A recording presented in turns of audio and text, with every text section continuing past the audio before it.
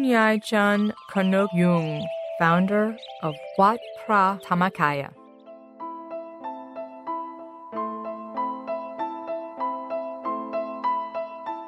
Khun Yai Chun Konuk Yung was born on January 20th, 1909, in Nakhon Chaya Si, a rural municipality of Thailand.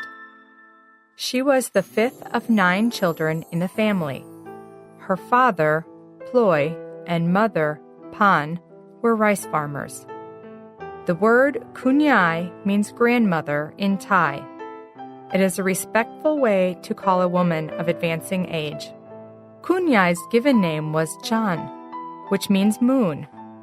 Her last name was Konuk Yung, which means peacock feather. In those times, Thai families seldom send their daughters to school. Because of this, John never learned how to read or write. John's father was a good family man, but he was addicted to alcohol. One day, he became so drunk that he fell asleep under the house while the family slept inside. A village house is usually built on stilts to protect from wild animals and flooding. He was mumbling and snoring so loudly that it bothered the family. In disgust, her mother called him a sparrow, a Thai expression for a worthless person, that leached off of her. This remark wounded his pride. He angrily asked all the children if they heard their mother insult him. The children stayed quiet. Innocently, John said that she did not think her mother had insulted him. This infuriated her father, thinking she was taking her mother's side. In anger, he cursed John to deafness for 500 lifetimes. Many Thai folks believe that the parents' words are sacred and potent. John worried that her father's curse would come true for her. She wished to ask for her father's forgiveness so the curse could be lifted. Unfortunately, she never had the opportunity to do so until he died. On the day her father passed away, John was out working in the rice field. When she came home after a long day, she saw everybody crying for her father. It is a Thai tradition to ask a dying person for forgiveness for any wrongs done to the person. Everybody had already asked for his forgiveness, except for John. His death profoundly affected Jun's life. Most Thai people believe in rebirth. She worried that she would be reborn deaf as a result of her father's curse. Now that her father had passed away, the only place to find him was in the afterlife realm. Jun left home in 1935 when she was 26 years old to look for the great abbot at Wat Paknam Pasijaren in Thonburi, a legendary monk known for supernormal meditative powers. While working in the household of Mrs. Liab, a benefactor of Wat Paknam, Jun met a meditation master, Tongsuk Samdang Pan, a leading disciple of the great abbot. Jun practiced meditation with Tongsuk Samdang Pan for 2 years. She eventually attained the Dhammakaya, a high state of absorption in meditation. Having achieved this high level of meditative attainment, Jun asked Tongsuk to show her how to traverse to the afterlife realms so that she could find her father. With Tongsuk's help, Jun finally located her deceased father, who, due to his bad drinking habits, had fallen into one of the hell realms. Through her Dhammakaya body, Jun was able to communicate with her father and asked for his forgiveness, which he granted. And through the power of the Dhammakaya, Jun helped him to recall the merits from his good deeds in earlier lifetimes, so these merits could relieve him from this retribution. Her father's retribution was indeed neutralized by the power of his past merit, and he was freed from the hell realm. Upon attaining the Dhammakaya, Jun decided to renounce the worldly life to become a nun. She finally met the great abbot in 1938, who ordained her as a nun and accepted her as his disciple. Jun devoted herself entirely to meditation without concerns for anything else.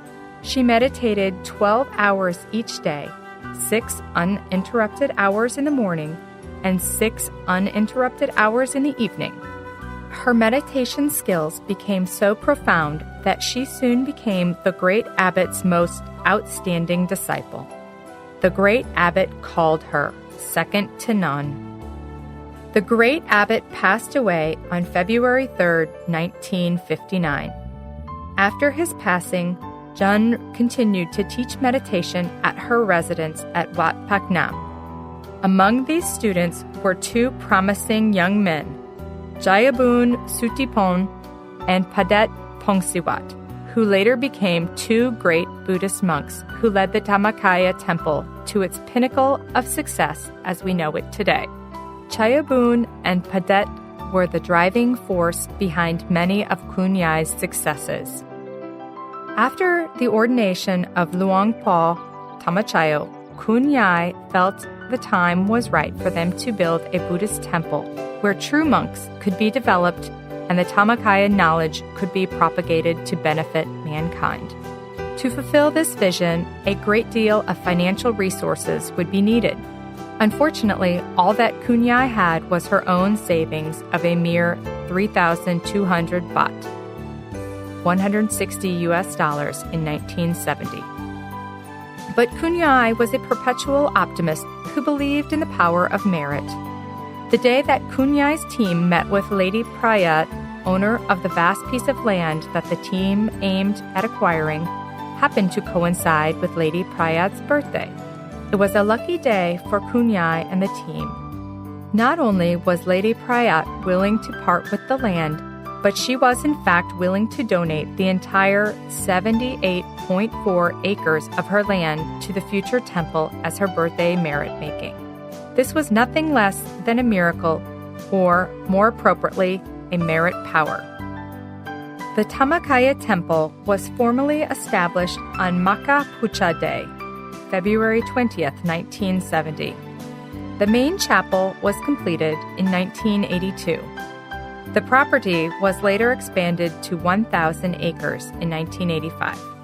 The Great Dhammakaya Saitya, the world's largest Buddhist monument, where 300,000 Buddha images are enshrined on the exterior dome, was completed in the year 2000.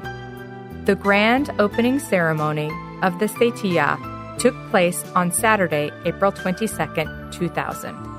Khun Yai was 91 years old when the Great Saitya was completed. She lived to see that big day. The Great Dhammakaya Saitya is indeed a gift to mankind. The compounds surrounding the Saitya are now the gathering ground for Buddhists around the world. Over 1 million Buddhists gather at the Saitya during important Buddhist events. The Dhammakaya temple, Khun Yai's brainchild, is now the center of Buddhism for all Buddhists around the world.